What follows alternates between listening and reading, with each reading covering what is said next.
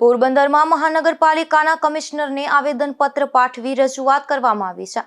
રણ વસાહત સમિતિ તથા અખિલ ભારતીય સફાઈ મજદૂર સંઘ દ્વારા રજૂઆત થઈ છે, જેમાં સફાઈ કામદારોના પ્લોટમાં ભરતી નાખી સમથળ કરી આપવા માંગ કરાઈ છે।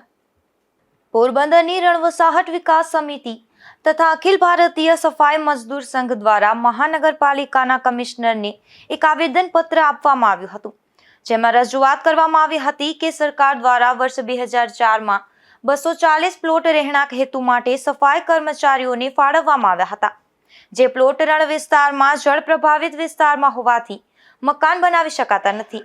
એ બાબતે ત્યાં ભરતી નાખી સમથળ કરવા માંગ કરાઈ છે। મારું નામ નરેશ ઢાકેચા, રણ વસાહત વિકાસ સમિતિના ઉપપ્રમુખ અને અખિલ ભારતીય સફાઈ મજદૂર સંઘના મહામંત્રી પોરબંદર જિલ્લા।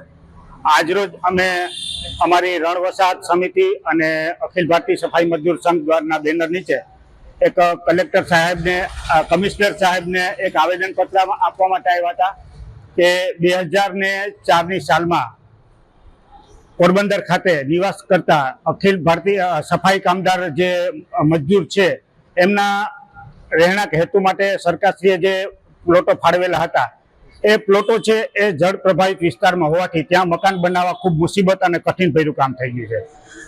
અગાઉ પણ અમે ચેતનાબેનને, આપણા પ્રમુખશ્રી, એમને પણ આવેદનપત્ર આપેલું અને એમને પણ અહીંયા ધારણા આપેલી। હાલ અત્યારે મહાનગરપાલિકામાં પરિવર્તિત થતા અમે કમિશનર સાહેબને આજે રૂબરૂ મળ્યા અને એમને આવેદનપત્ર આપેલ છે અને સાહેબે ખૂબ અમને શાંતિપૂર્વક અને સાંભળ્યા અને અહીંયા ધારણા આપેલી છે કે આગામી સમયમાં તમારું કામ વ્યવસ્થિત અમે કરી આપશું।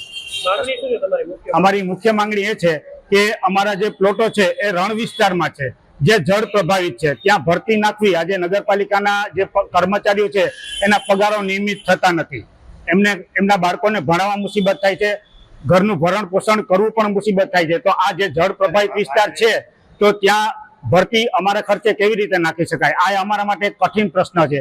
એટલે સાહેબશ્રીઓ અને અધિકારીઓને અમે એક લેખિત રજૂઆત કરીએ છીએ કે સાહેબ, સરકારશ્રી દ્વારા જો અમને થોડી મદદ મળે, અને સરકારશ્રીના આ જવાબદારીનો વિભાગ જ કહી શકાય, એટલે જો સરકારશ્રી દ્વારા ભરતી અહીંયા સમતળ થાય તો અમે લોકો વ્યવસ્થિત રીતે અમારા મકાન બનાવી શકીએ અને સારો રહેણાંક હેતુ અમારો વિકસી શકે। આ હેતુ માટે અમે આવેદનપત્ર આવેલ છે।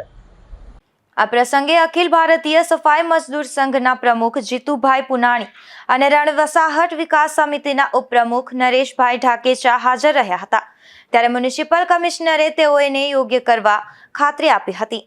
નિપુલ પોપટ સાથે અશોક થાનકી, ગુજરાત ન્યૂઝ, પોરબંદર।